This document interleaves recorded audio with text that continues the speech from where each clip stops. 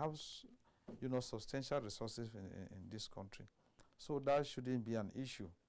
And basically, when we are talking about this local government autonomy, it's not about what the local government is generating, one, but what the federal government is sending, the allocation that is sending to states. So some governors, you will just, hijack these resources to their own personal. These are people that voted for you into power. And at the end of the day, you are just looking at yourself. And what concerns me much is this. All these resources, after embezzlement of all these resources, how many years are you going to live on this earth?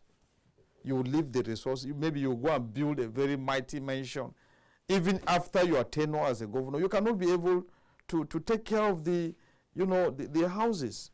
Some people go to the extent of purchasing houses abroad and investing where they cannot even lay their hands. It's very, very disheartening. It's very unfortunate. Exactly. Where do we keep our humanity? We don't have sense of humanity because these people voted us into power, and at the end of the day, the way to pay them back is to embezzle all the resources of the state for our personal aggrandizement. Ambassador, we've also had situations where these local government chairmen are maybe given little that is established. However, in the little, we don't see much impact in what they are doing as well. So in that case, do we still blame the governor? I mean, you can fix your gutters. You should be able to fix gutters. You should be able to... Let me talk about, apart from, maybe, I don't know, I didn't delve, study much about the, what other states are doing. But like the Kaduna State Governor, the former Kaduna State Governor, Nasir El-Rufai, I think to some extent he was able to, give the local government a kind of, even if not fully, autonomy. I think whatsoever is released to the local government, if not 60, at least 50% will go to the local good amount now. Yeah.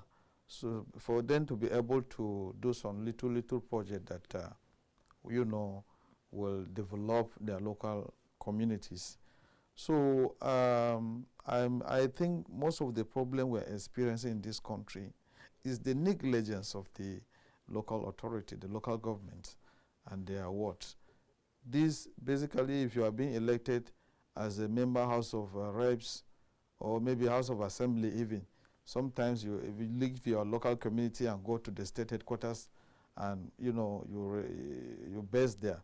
If you are elected as a House of Representative or Senator, you leave your local community, you are here in Abuja. But the local government chairman is there at all times, because all time with his people and the ward, councillors and what have you. So it is my own conception or my perception or my belief that if this local government will be given autonomy, I believe much will be done in our local community to improve the standard of living of the masses of our people. Okay. Elections, the general elections have just come and gone. And one of the things we like to talk about is how things should be better. But where do you think Nigerians are when it comes to citizen participation? We advocated for citizens to be part of the process. Ask questions as to where your governor stands when it comes to local government autonomy. Where do your state assembly, what do they believe? What are you promising me? Do you think citizens participated enough to ask these very important questions? Well, on this they have limited power. Sometimes the citizens have limited power. Yes, what would they do? I mean, when there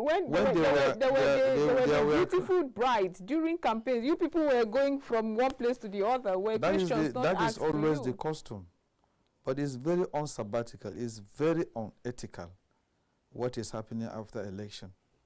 But was those promises made? Did the office of the citizen demand anything? Because it's too late to cry now. when all the, I remember the former president, President Muhammad Buhari, really wanted to achieve local government autonomy, but it wasn't gazetted by the state houses of assembly. So where are we? It's not a fear. The president cannot do it by himself, but what are we doing as citizens to nudge people who we are electing to say it behoves on you to ensure that we achieve this local government autonomy, for instance? Well, I'm an advocate of good governance, and always I want to go with what is very much ethical at all times. Right. And I believe in diplomacy at all times.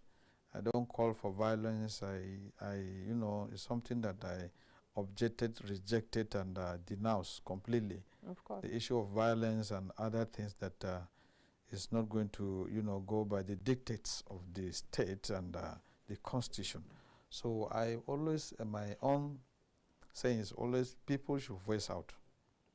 One good things about good governance is people coming together to articulate, their problem. And after that is done, they should also be in a better way to mediate within themselves. Call their the people they have elected into various offices, talk to them in the manner and sense that they should understand that one day, whichever office you're occupying today, you should look back. Exactly. There are other people that were there before you, and they are not there today. But has that awareness really come upon people to know that, you know what, we're waiting for you in 4 years if you do not, Yeah. Has it come? Because we've always had the problem of voter inducement, where no matter how you perform, as long as you can come and offer people some monies, they find themselves voting for you. So that is why I talk about the total overhaul of our attitude. We have to revive our behavior. Exactly. If we are able to revive our behaviors and we play politics according to the rule of good governance and democracy that is always speculated, and we are going to have the best. So, and one other thing that is, thank God for the government of Asiwaju Bola Ahmed Tinubu. He is looking across not only political parties alone, but if you have something good to offer, just like Wike, Governor Wike here in Abuja, you see within a short period that he has been appointed as the Minister of FCT, you can see some of the potholes in the roads are city. being fixed. They are being fixed exactly. within just few months. So it has to do with leadership and body language. You see, his antecedent, he is a workaholic governor. Even during his tenure, even the fact that he used to, talk and say so many funny things, but he worked seriously. So people like that, and this type of people, like I'm believing, though sometimes some of these things are not easy to say, but we have to, if we want to fix this country, we have to say them. Exactly. This is rather just like a call. We have people like Major Al-Mustafa. These are people who have the, expertise knowledge in security architecture of this country. And I'm believing that if this type of people in other sectors, like in APC initiative for good governance, we have a particular wing, we call it Professors Wings. Professors Wing, right, of APC initiative for good governance. So in such, we also have a wing that is that of the medical doctors. Okay. We have several clusters, of people that have the expertise knowledge in different sectors. To contribute to the development of this country. That interests me. So how do you harness the potential and these enormous skills and talents that these people have? How do you harness it to translate to good governance, especially because it's your administration. This is the APC. Well, how are you able to get it to for instance the powers now, that be? For instance now, the plans we have on ground, I'm not going to unveil it here. Oh, I see. But we are working seriously, and thank God. That is why I applaud this government of the day. And believing me, by the special grace of God, this government is going to perform to expectation. Because we have very credible... Yes, what gives me the confidence is because of the people we have on board. I have just mentioned somebody in the like of, Wiki, who have actually performed as a governor of River State. That's not what Nigerians are looking at. Nigerians are looking at the that fact is that why they cannot buy fuel, they cannot move around easily any longer. The bag of rice has become so expensive. There is these are national sacrifices. We just have to, very soon it will be over. We just have to be steadfast. And the increment in the price of fuel and other commodity is not only in Nigeria. If you go to other countries, they too cry of such. So it's not only in Nigeria. But you see, as I was saying, we have credible hands on ground in this government.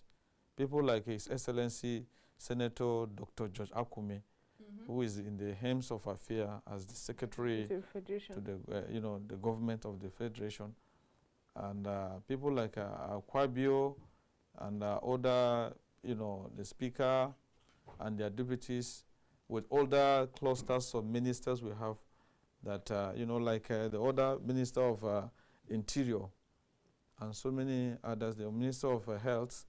These are people who have expertise knowledge. They have experience and they have good record of performance in their various places where they have been given, they have been assigned.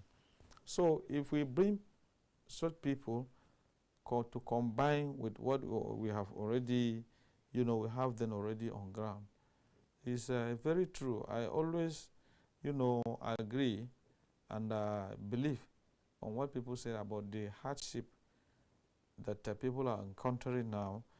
But the thing is that by the special grace of God, this hardship is going to be temporary. Okay. Yeah, it's going to be temporary in the sense that we actually know His Excellency President Bola Ahmed Tinubu have this country at heart. Once he has the country at heart, that is the first thing that to be looking at. The nationalistic aspiration. So, you stand by the willpower, the economic policies that he has over the couple of weeks churned out. Yes, of course. You in passing earlier mentioned the declaration of state of emergency on food insecurity, and not much is being done in that regard. Do you think Nigerians are confident that in this administration that is one at the aspect moment? I also say, but the declaration on the food security shouldn't be limited to the performance of the government alone. All of us, all hands must be on deck to be able to actualize the Renew Hope agenda. It's when you and I agree that we want this government to work. Right, that it actually does work. Yeah. So if you look at the prices of commodity rising, sometimes it's as a result of our own, selfish interests. Some people will buy these commodities and, even hide them, waiting for the price to hike up, which is not ethical at all.